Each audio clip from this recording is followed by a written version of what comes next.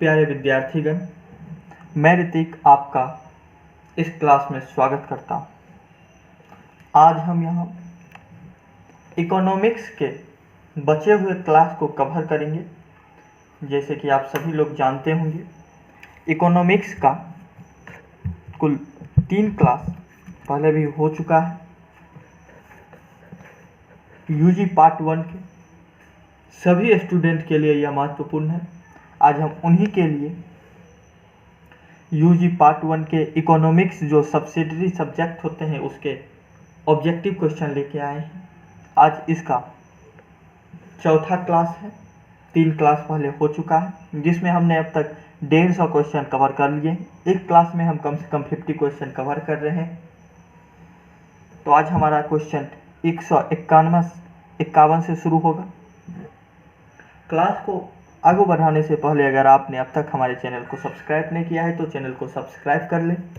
Video को like करें, अपने यार दोस्तों के साथ शेयर निश्चित रूप से करें।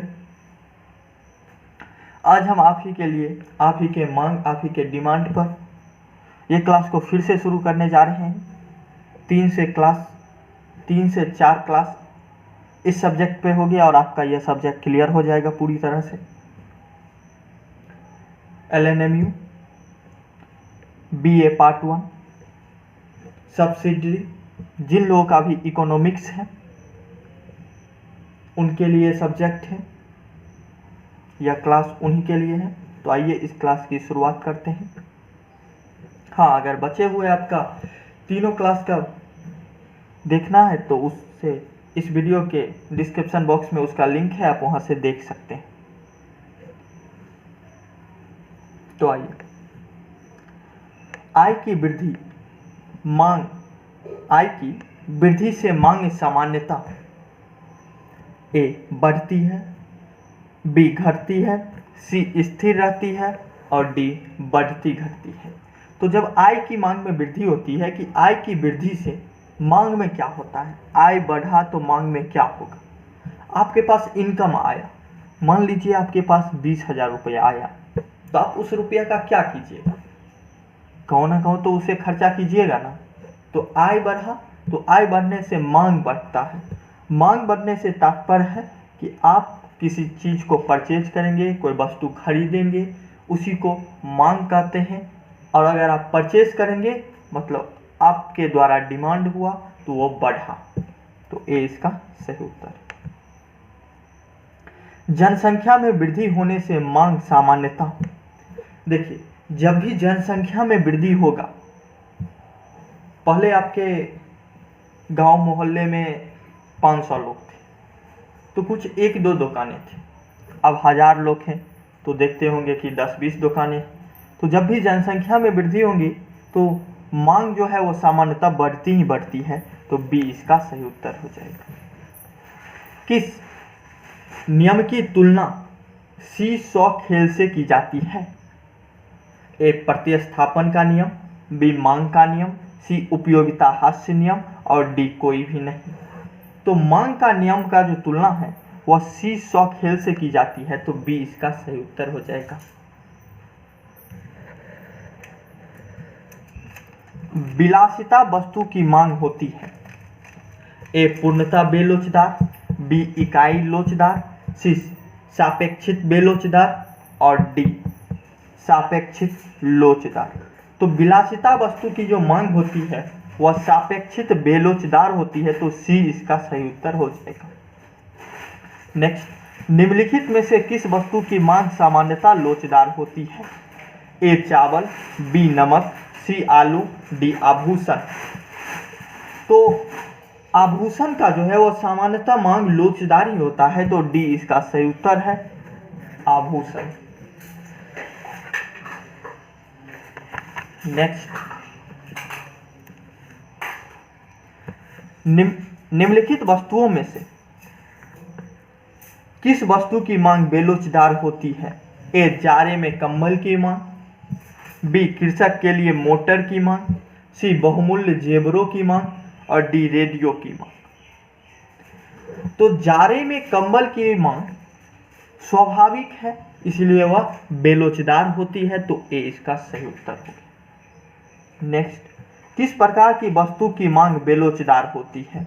ए विलासिता की वस्तु, बी आराम की वस्तु, सी जीवन की अनिवार्य वस्तु और डी विभिन्न उपभोग की वस्तु। तो जीवन की जो भी अनिवार्य वस्तुएं होंगी उसका मांग सदैव बेलोचदार ही होगा। जैसे कि हमने अभी देखा कि जाड़े में कम्बल की मांग यह एक बेलोचदार होता है, तो जीवन की सभी अनिवार्य वस्तुओं की मांग बेलोचदार होती है। तो सी इसका सही उत्तर हो जाएगा।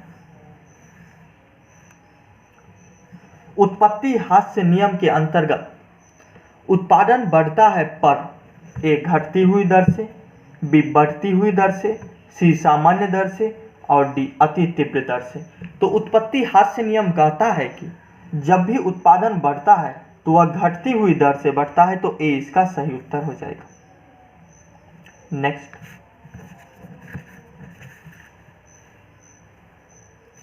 कृषि में मुख्यतः लागू होता है ए उत्पत्ति वृद्धि नियम, उत्पत्ति समता नियम, उत्पत्ति हास्य नियम, कोई भी नहीं।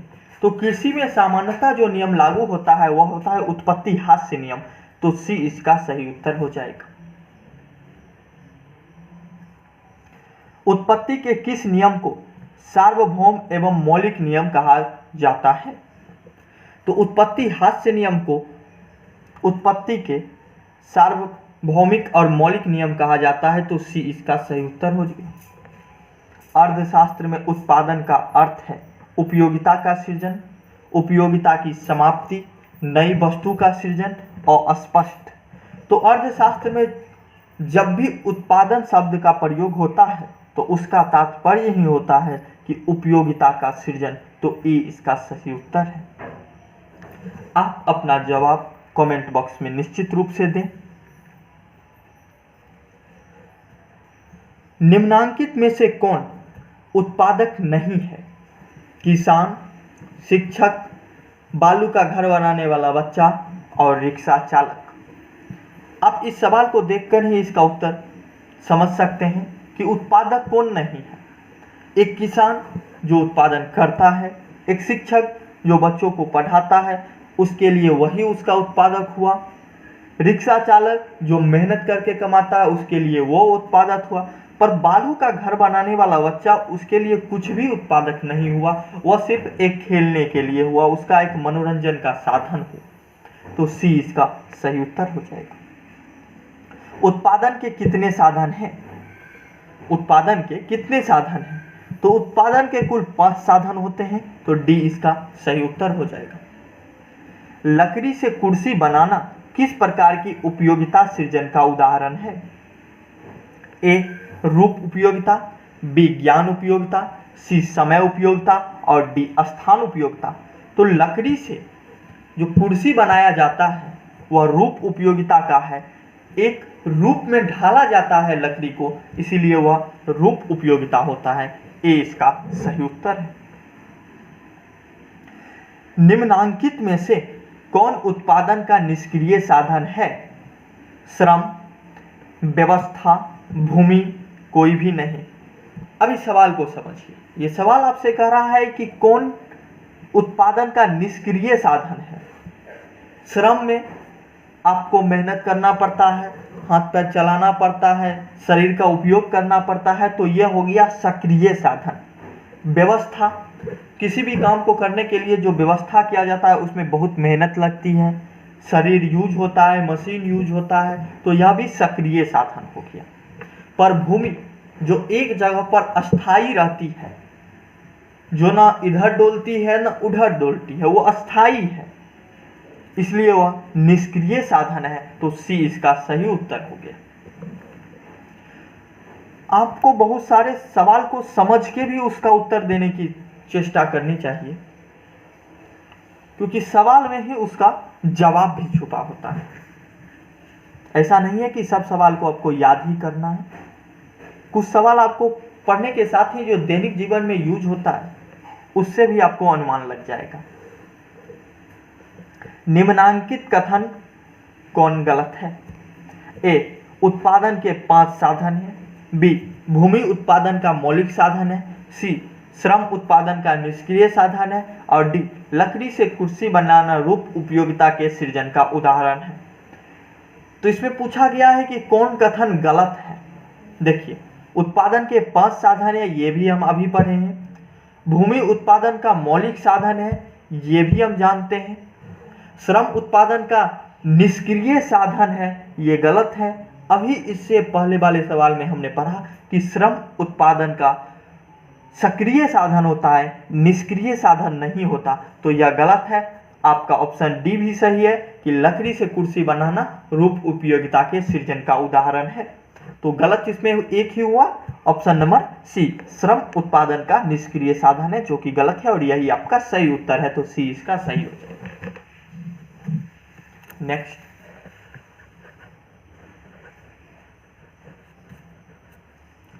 उत्पत्ति ह्रास नियम के अनुसार किसी एक साधन की मात्रा को स्थिर रखकर अन्य साधनों की मात्रा में वृद्धि से उत्पादन में घटती हुई दर से वृद्धि होती है। यही उत्पत्ति ह्रास नियम कहता है, यही उसका डिफिनीशन है। तो ए इसका सही उत्तर हो गया। नेक्स्ट, आधुनिक अर्थशास्त्रियों के अनुसार उत्पत्ति ह्रास नियम सार्वभौमिक नियम है, सभी उद्योग में लागू होता है। ए और बी और डी स्पष्ट नहीं। तो आधुनिक जो भी अर्थशास्त्री हुए उन्होंने स्पष्ट शब्दों में कहा कि उत्पत्ति ह्रास नियम सार्वभौमिक नियम है और यह सभी उद्योग में लागू होता है, अर्थात दोनों ही सही है। ऑप्शन सी आपका सही उत्तर है। एकाधिकार में किसी वस्तु के उत्पादन पर कितने व्यक्तियों का स्वामित्व होता है।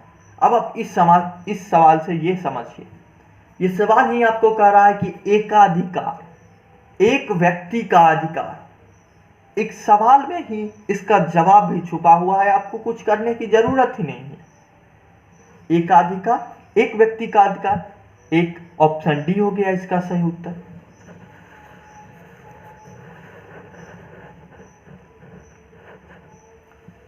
पूर्ण प्रतियोगिता की अवस्था में ए, क्रेता कम और विक्रेता अनेक होते हैं।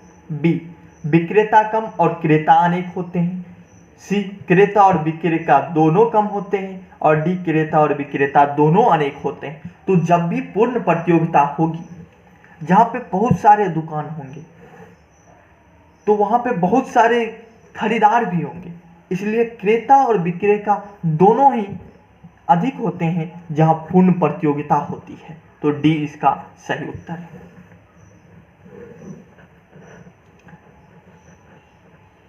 रिकार्डो के अनुसार पूर्ण प्रतियोगिता में मूल्य निर्धारित होता है। तो रिकार्डो का कहना था कि पूर्ण प्रतियोगिता में जो मूल्य निर्धारण होता है वो उत्पादन लागत द्वारा होता है। तो सी इसका सही उत्तर है। नेक्स्ट, जेबन्स के अनुसार पूर्ण प्रतियोगिता में मूल्य निर्धारण होता है। तो जेबन्स का कहना था कि पूर्ण प्रतियोगिता में जो मूल्य निर्धारण होता है वो सीमांत उपयोगिता द्वारा होता है। तो डी इसका सही उत्तर हो गया। और मार्शल का कहना था, जो नेक्स्ट आपका सवाल है कि मार्शल के अनुसार पूर्ण प्रतियोगिता में मूल्य निर्धारण होता है, तो मार्शल का कहना था कि वस्तु की मांग एवं पूर्ति के संतुलन द्वारा।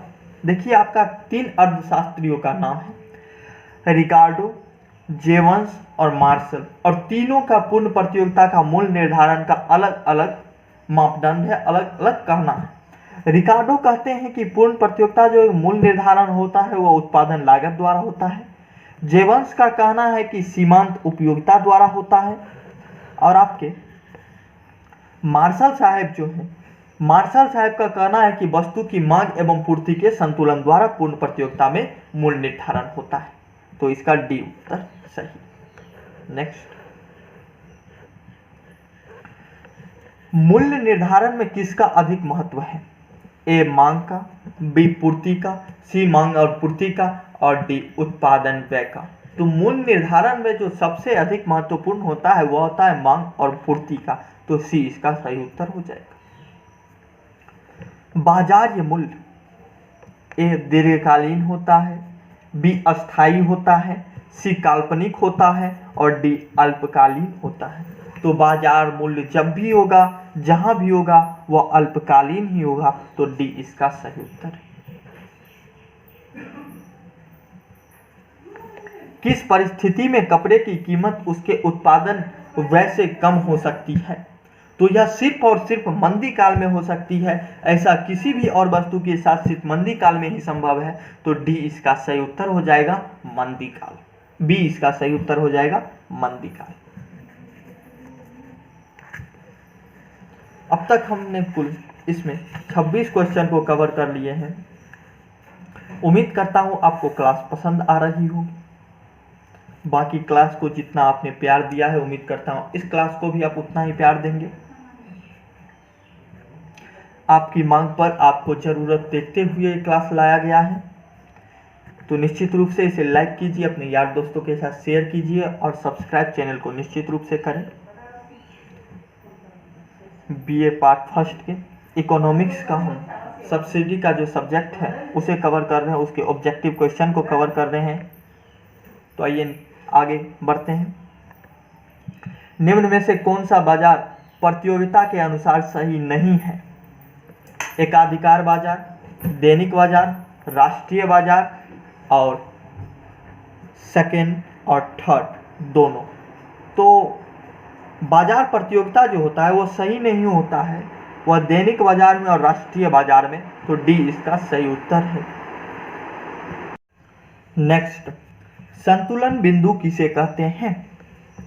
ए सीमांत उपयोगिता का बिंदु, बी सीमांत उत्पादन व्यय का बिंदु, सी जहां पर मांग और पूर्ति बराबर होते हैं, और डी इनमें से कोई नहीं। तो संतुलन बिंदु वह हुआ जिसे हम सीमांत उत्पादन व्यय का बिंदु कहते हैं, उसी को हम संतुलन बिंदु भी कहते हैं। तो बी इसका सही उत्तर हो गया। नेक्स्ट, शीघ्र नाशवान वस्तुओं के मूल्य निर्धारण में, अब इस क्वेश्चन को अपने भाषा में समझिए। शीघ्र नाशवान वस्तु जो बहुत जल्दी नष्ट हो जाते हैं। एक उदाहरण से इसे समझते हैं। जैसे आप मार्केट में सब्जी खरीदने जाते हैं, तो जो भी सब्जियां होती है उसे हम इस कैटेगरी में रख सकते हैं कि वह शीघ्र नाशवान वस्तु होता है। तो आप देखते होंगे कि जब भी मार्केट में खरीदारी अधिक होती है तब सब्जी का भाव अधिक हो जाता है, और जब भी खरीदारी कम होती है तो सब्जी का भाव कम हो जाता है। तो यह क्या है? यह किस आधार पे होता है? खरीदारी के आधार पे। और अर्थशास्त्र में खरीदारी को क्या कहा जाता है? तो अर्थशास्त्र में खरीदारी को मांग कहा जाता है। तो मांग का प्रभाव जब भी अधिक होता है, कहाँ पे? तो शीघ्र नाशवान वस्तु के लिए। तो ए इसका सही उत्तर हो गया। मांग का प्रभाव अधिक होता है मूल्य निर्धारण के लिए। बाजार मूल्य किसी वस्तु का, अभी कुछ देर पहले पढ़े हैं कि बाजार मूल्य किसी वस्तु का अल्पकालीन, अति अल्पकालीन मूल्य होता है। तो ए इसका सही उत्तर है। सामान्य मूल्य किसी वस्तु का दीर्घकालीन मूल्य होता है। तो बी इसका सही उत्तर है। देखिए, बाजारी मूल्य अति अल्पकालीन और सामान्य मूल्य दीर्घकालीन, दोनों ही आपको याद रखना है। इस दोनों से एक क्वेश्चन आते हैं एग्जाम में। अगर आपको सामान्य मूल्य से आया तो बाजार मूल्य से नहीं आएगा, नहीं तो बाजार मूल्य से आया तो सामान्य मूल्य से नहीं आएगा। नेक्स्ट,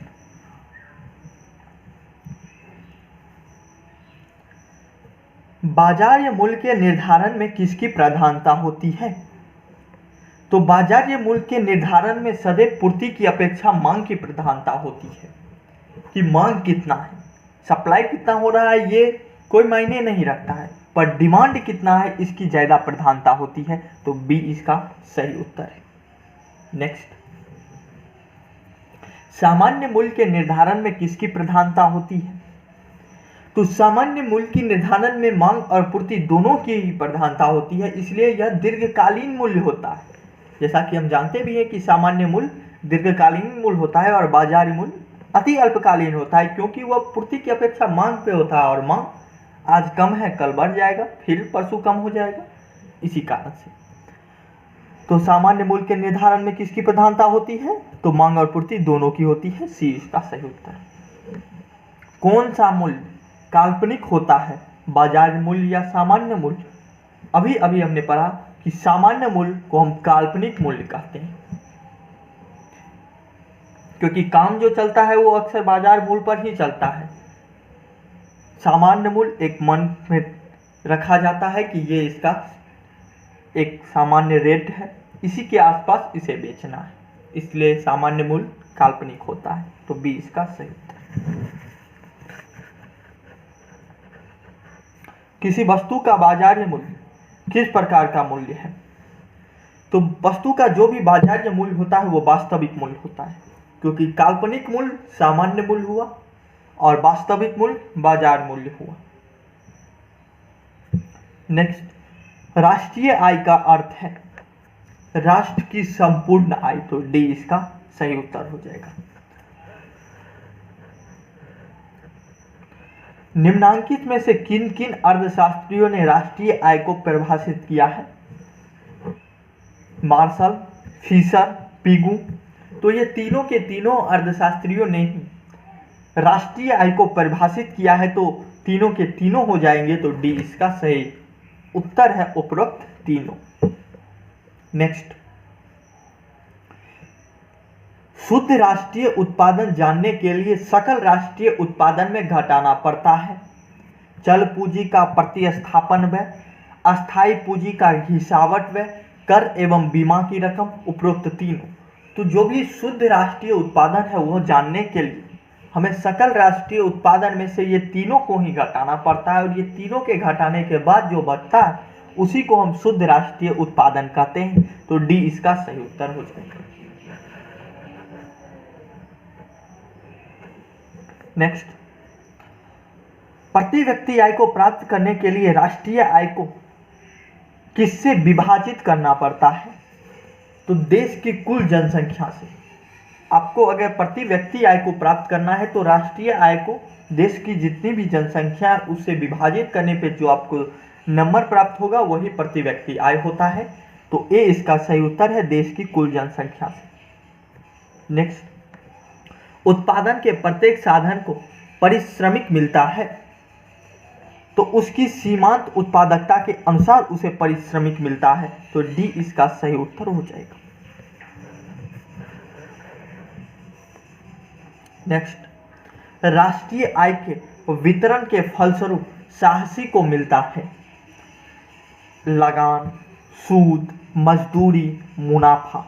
तो राष्ट्रीय आय के वितरण के फलस्वरूप साहसी को मिलता है मुनाफा। आप अपना जवाब कमेंट बॉक्स में निश्चित रूप से दें। जवाब देते बस इस बात का ध्यान रखें कि आपको पहले क्वेश्चन नंबर लिखना है और फिर उसके बाद उसका आंसर लिखना है। नेक्स्ट, रिकार्डो का लगान सिद्धांत किस पर आधारित है?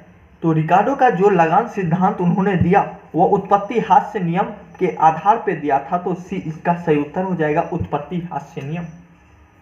नेक्स्ट, निम्नलिखित में से किसके नाम के साथ लगान का सिद्धांत जुड़ा हुआ है? अभी हमने पढ़ा कि रिकार्डो ने ही लगान को सिद्धांत को दिया था, तो लगान का सिद्धांत रिकार्डो से ही जुड़ा हुआ है। तो बी इसका सही उत्तर हो जाएगा। उम्मीद करता हूँ आपको क्लास पसंद आ रही होगी, बातों को समझ रहे होंगे।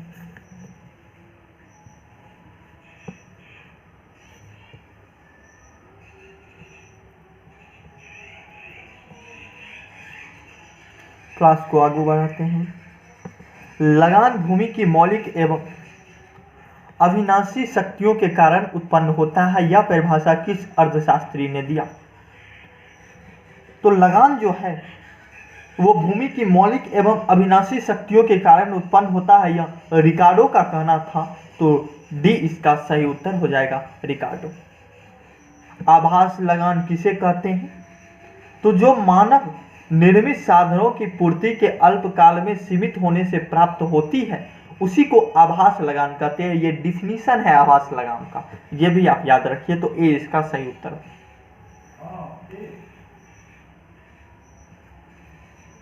लगान का आधुनिक सिद्धांत किस अर्थशास्त्री के नाम से संबंधित है? वो लगान का सिद्धांत था जो रिकार्डो से संबंधित है, पर लगान का आधुनिक सिद्धांत जब भी पूछा जाए, आधुनिक शब्द का प्रयोग किया जाए, तो श्रीमती जॉन रॉबिन्स के ने आधुनिक सिद्धांत दिया था, तो इसीलिए डी श्रीमती जॉन रॉबिन्स होगा। राष्ट्रीय लाभांश के वितरण के फलस्वरूप भूमिपति को मिलता है, तो भूमिपति को लगान मिलता है, तो सी इसका सही उत्तर है। नेक्स्ट, सीमांत भूमि लगान नहीं देती क्योंकि इससे उपज भूमि के कुल लागत व्यय के बराबर होती है, तो डी इसका सही उत्तर हो गया। नेक्स्ट,